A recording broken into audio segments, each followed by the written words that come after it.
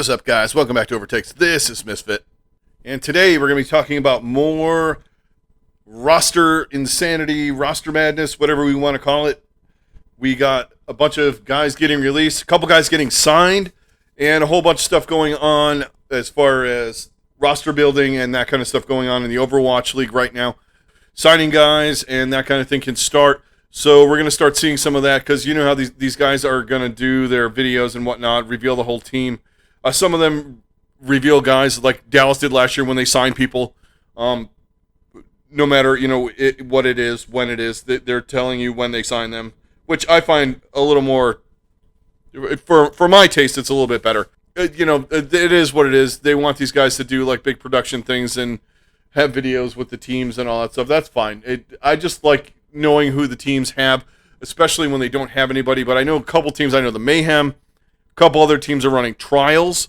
So they're going to want to see that. We're going to see the results from that when they happen before I think they make any snap decisions on players. Maybe they're for a couple of roster spots that they don't have filled. I don't know. I don't know if they're trialing these guys on a mock-up of Overwatch 2. Who knows? But before we dive in, I'd like to thank all you guys for all of your support. It's been greatly appreciated. Thank you very much.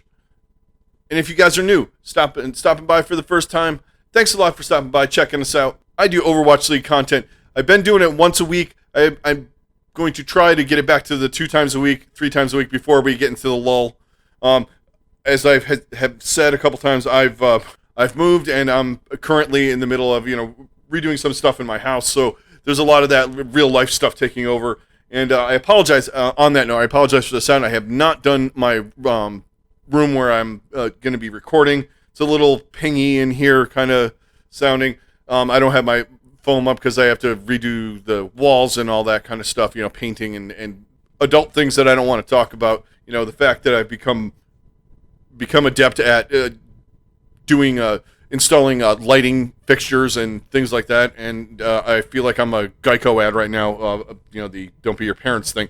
But anyway, let's talk about some fun stuff instead of how to wire a ceiling lamp or a ceiling fan into your ceiling, and the benefits of using one coat paint over priming and painting things. Anyway, it's going to become a DIY show next. Yeah. But anyway, let's dive into this. We have a lot to talk about, and let's get rolling on the stuff that we did not cover. Okay, so a couple of things have happened in the week or so since we last talked. We've had a couple of big things happen. One of them, let's just get to that right off the bat before we start diving into stuff. The Shock pretty much released their entire roster. Choihyobin retired. Super re-signed, so right now their team consists of Super and Violet. We'll talk about Choihyobin in a minute, but the Shock are going for a full reset right now, and for the most part, they kept Violet and Super. I can understand that from the standpoint of Super's pretty good on a lot of different tanks. He could play Roadhog, and he has a grasp on all the main tanks, so why not keep him? And right now you need personalities, and he is the personality. And the reason why I say that is, and I'm going to veer for a moment. You're going to need some personalities going into this new game, guys to draw people in, get them to watch, because much like at the first iterations of Overwatch on the esports level, you got to have guys that people can kind of familiarize themselves with, at least esports level on the Overwatch League. And people that got into it early, you had a lot of Apex guys, some guys from the early days where they were doing the tournaments and things like that before the Overwatch League. We're at that stage again, so you're going to need guys like Super to drive some of your viewership, fandom, all that kind of thing, bring new people in. You're going to see a lot of guys like that, either if they're from Overwatch 1 or potentially, I'm going to throw it out there, you're going to see some guys, maybe streamer-type guys, but you're going to see guys that are a little bit more fan favorites, so to speak, until we get into it a little bit more, invested a little bit more, and you can see how guys' skills develop into Overwatch 2, either from Overwatch 1 or guys that have come in and become better and gotten good at the game or better than the former pros, current pros, that kind of thing. So from a standpoint of skill and, I believe, marketing. It's a good idea to sign somebody like Super, get him on your team, get him invested and all that stuff. I mean, he could go and do streaming and just be perfectly fine doing that. He could, as far as money goes, he can make a lot of money and all that. But, maybe there was some incentive for him to try out Overwatch 2, be a bastion of the old guard that come into the game and show us how to play it and, do well and do what he's been doing for the last 2.5, 3 years. Yeah, he's had Super. He's had Smurf to come in and cover some of the heroes that he's not good on, but they'll get somebody else. But as far as releasing the other guys, yeah, okay, that makes sense to me a little bit. Except for FD God, I kind of thought, it's hard to say. I don't think he fit in well, and the scheme and all that, the way they play. They play aggressive, they play calculated aggressive, and sometimes he's a little reckless, and I think that wasn't, as far as a main support on their team, it didn't really work out well. There have also been rumors that they're going to sign guys from O2 Blast, as far as DPS and another support, from what I've seen, at least today, from Halo of Thoughts, which, a lot of people get on that, but I watch regular sports. There's a guy in every sport that reports potential signings and all that. People get all their shit in a bunch and whatever. It's not spoiling anything, for fuck's sake. What is it? It's not a... I just don't get it. He's giving you the news. He's telling me what I want to hear. As someone who creates content, I want to hear shit like this. It gives me something to talk about. Also, I could care less if he's, when he's right. That's his thing. And he's good at it. He has people. He knows people. He's like Adam Scheffner, Ian Rappaport, all those guys that do that kind of thing. They know things. They talk to people, and they do the legwork. Look, you could sit here and go all day long, I don't know what's going on. I don't know what's going on. And the guy's giving you stuff, and then you're ruining the surprise. Fuck, it's not Christmas, for crying out loud. It's a goddamn team in an esports league that you're vested in. Don't you want to know who's on it? I don't give a shit about the video. I give a shit about who's on the team. And if the guy's telling the truth and telling me, well, who's coming, he's not ruining anything for me. There's no... And you could say, esports is different than sports. Yeah, sure, it is. Very much so. In many different layers. But you know what? I want to know who's on the team. So I can figure out what's going on. I don't care about the video. I don't care about this and that. Yeah, the team's like doing the welcome, blah, blah, blah, or we re-signed, or thank you to whoever. That's fine. That's great. I want the facts. I don't want you're taking 3 weeks because you have to make a video with cool shit. I don't care about that. That's not my bag. My bag is who's on the team. Yeah, the videos are great. Sure, fine. The marketing, the rollouts, the whatever, it's fine. But I want to know who's playing DPS, who's playing tank, and who the hell's playing support. That's what I want to know. And I want to see them. The videos I want to see are the videos of them playing on the team, popping the fuck off. I could care less about the information video. It doesn't matter to me. I want to see who's on the team. And Halo Thoughts is reporting it, so that's my thoughts on that. Done with that. All right, so rest of the thing on the shock. It is an end of an era, and it is kind of sad. And now I want to talk about Choihyobin for a moment. This guy, in my opinion, is one of the greats.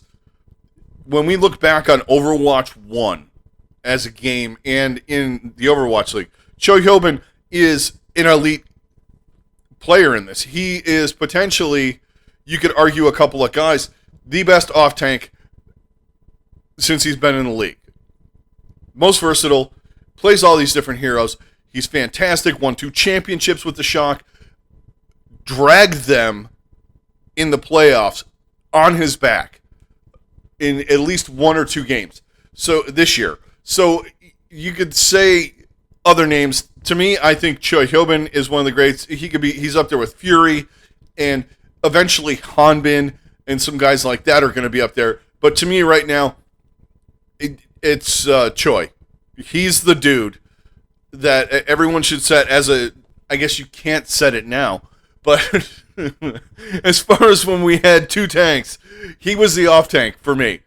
So I wish him well in whatever he's doing, and thanks for showing me how to play D.Va better and other off tanks, because I hate playing main tank. And if I'm playing tank, I play D.Va, Roadhog, Sigma, those kind of heroes. And I learned a lot by watching that guy. So I appreciate him a lot. All right, so next up, we have from the last time we talked, the Seoul Dynasty have released some players.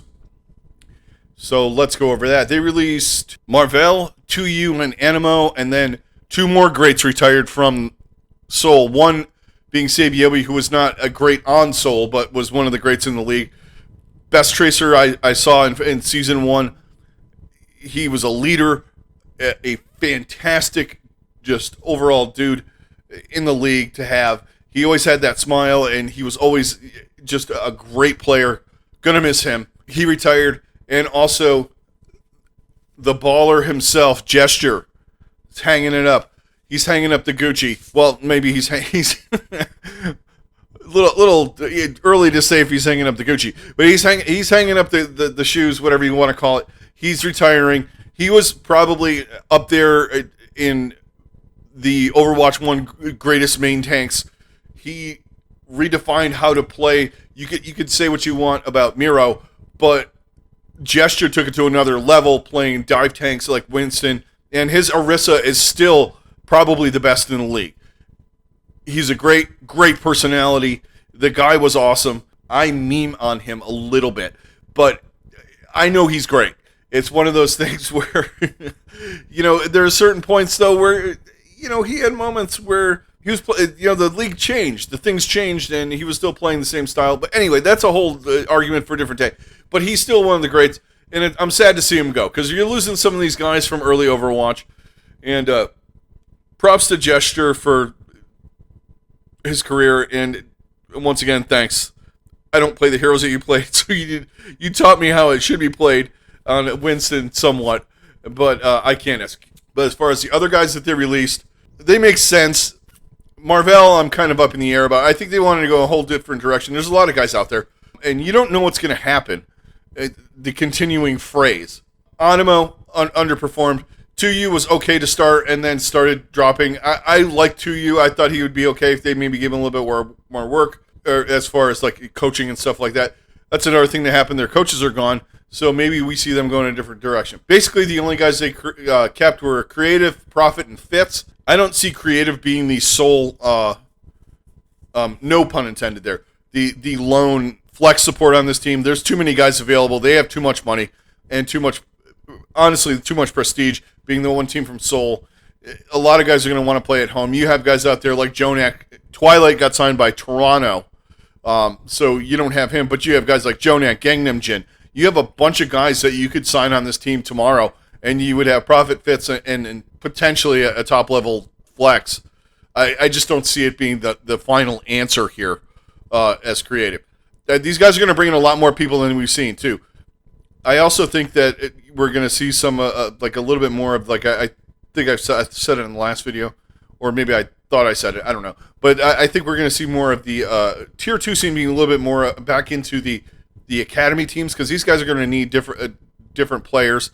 If some of these guys they sign right now, because you're signing these guys, and Don put it best, he said, I'm literally a pro in a game I've never played.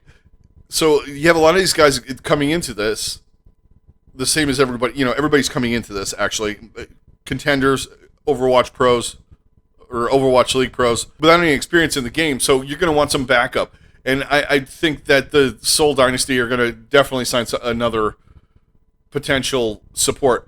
They also signed Stalker from Contenders, who's a lot of people have been looking at. I've heard some things where people said, do they need him or something like that? But, you never know what's going to happen. You have Prophet, Fitz, and Stalker. That could be good. He's a good player.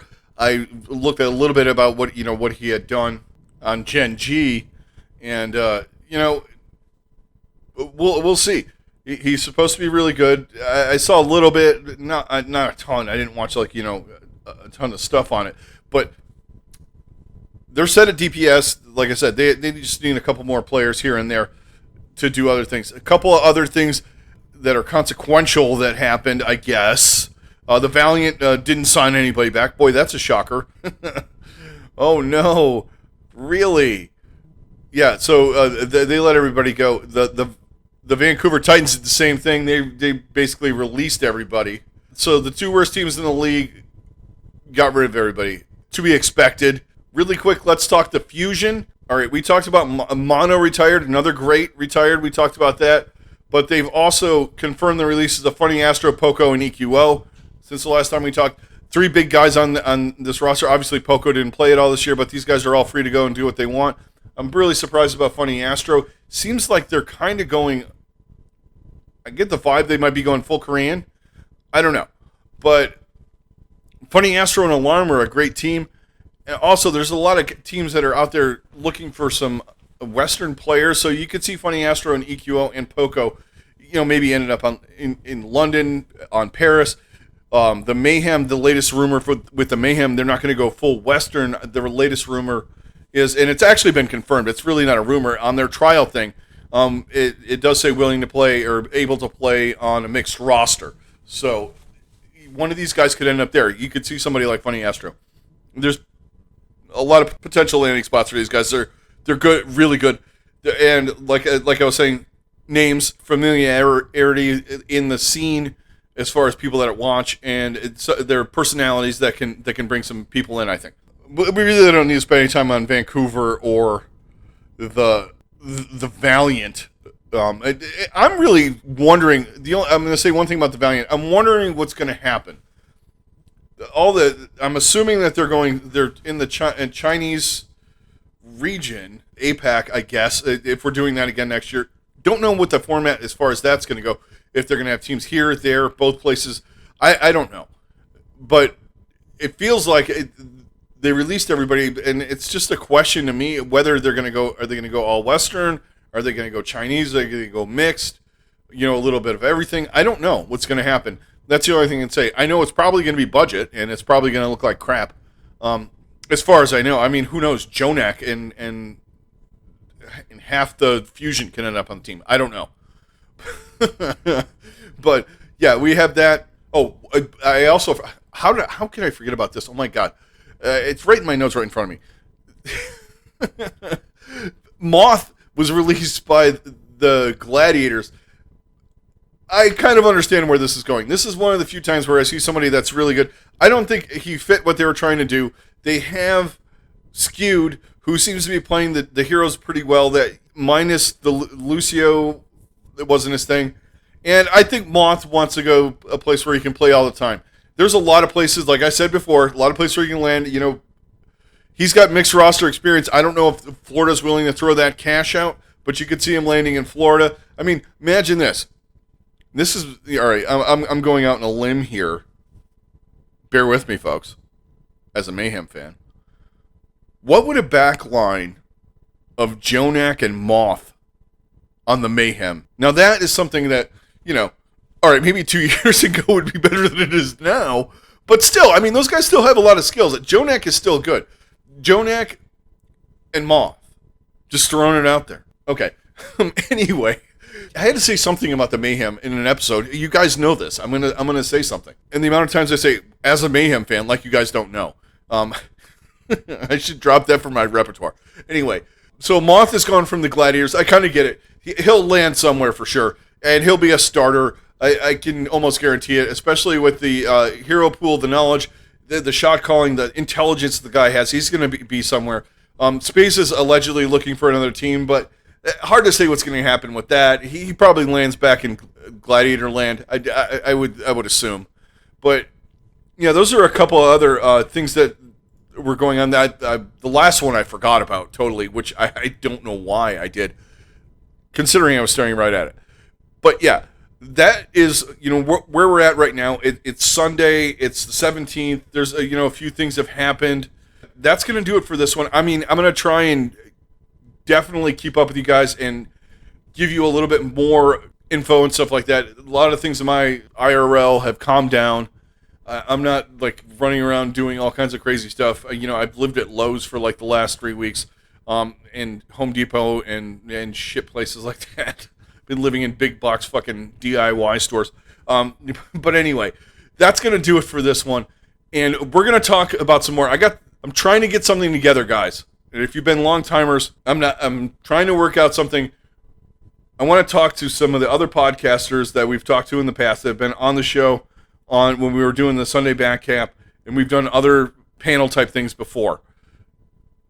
I want to do since Overwatch League 1 is officially going to be over, I want to talk to some of these guys, and we're going to do I'm trying to work out a time and a place, well, like obviously we're going to do it like through a Discord thing, but on a stream, and we're going to talk Overwatch League 1 GOATs.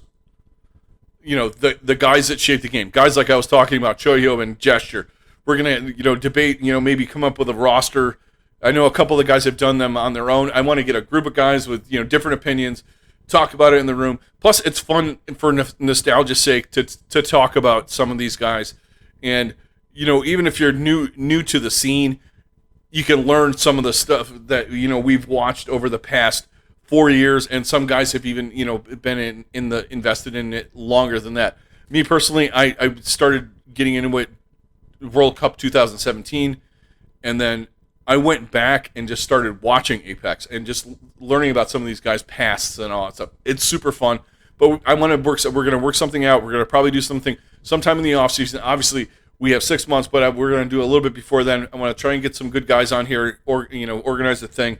It'll be fun. We haven't done this since Season 2. Obviously, last year, a lot of things happened. But that's in the works, guys. I'm working on some other things to talk about in the offseason. I want to talk about, before these teams start signing things, maybe later on in the week, we're going to have we'll call it the what if rosters. What if the Mayhem, like I was saying, what if the Mayhem signed Jonak and Moth? And then if you had your unlimited dollar and you're doing a mixed roster? Or, what if Seoul decided to grab X guy? Yeah, it'll be fun. So, yeah, I got some stuff going on. Thanks for sticking around, guys. Thanks for all of your support. It's greatly, greatly appreciated. I really, really mean that. And all you guys that are new, thank you very much for stopping by. Please hit a like, hit a subscribe. All of the YouTube jazz would be fantastic. This is Misfit. I'm out. Everybody stay safe. Have a good rest of your day. And I will talk to you on the next one.